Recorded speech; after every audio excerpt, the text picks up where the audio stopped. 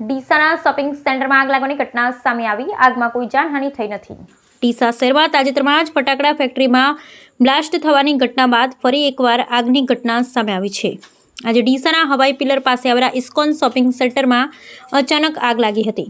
પ્રાથમિક માહિતી અનુસાર આ આગ શોર્ટ સર્કિટને કારણે શોપિંગ સેન્ટરમાં ફિટ કરેલ મીટર શોપિંગ પાછળ મીટર લગાવવામાં આવ્યા હતા। અચાનક આગ લાગી હતી। આગ લાગવાની ઘટનાને પગલે શોપિંગ સેન્ટર આજુબાજુ વિસ્તારમાં દોડધામ મચી ગઈ હતી। આગની ઘટનાની આજુબાજુના લોકોએ તાત્કાલિક ફાયર ફાઇટરને જાણ કરી હતી। ડીસા નગરપાલિકા ફાયર ફાઇટરની ટીમ તાત્કાલિક ઘટના સ્થળે પહોંચી ગઈ હતી અને આગને કાબૂમાં લેવાના પ્રયત્નો શરૂ કર્યા હતા। ફાયર ફાઇટરની સમયસરની કાર્યવાહીને કારણે આગને વધુ ફેલાતી અટકાવી શકાઈ હતી। સદનસીબે આગની ઘટનામાં કોઈ જાનહાનિ થઈ નથી। જોકે આગના કારણે શોપિંગ સેન્ટરમાં થોડું નુકસાન થયું હોવાનું જાણવા મળ્યું છે। આ ઘટનાને પગલે આગ પર કાબૂ આવતા સ્થાનિક લોકોએ રાહતનો શ્વાસ લીધો હતો। જોકે શહેરમાં વારંવાર બનતી આગની ઘટનાઓને લઈ લોકોમાં ચિંતા જોવા મળી રહી છે।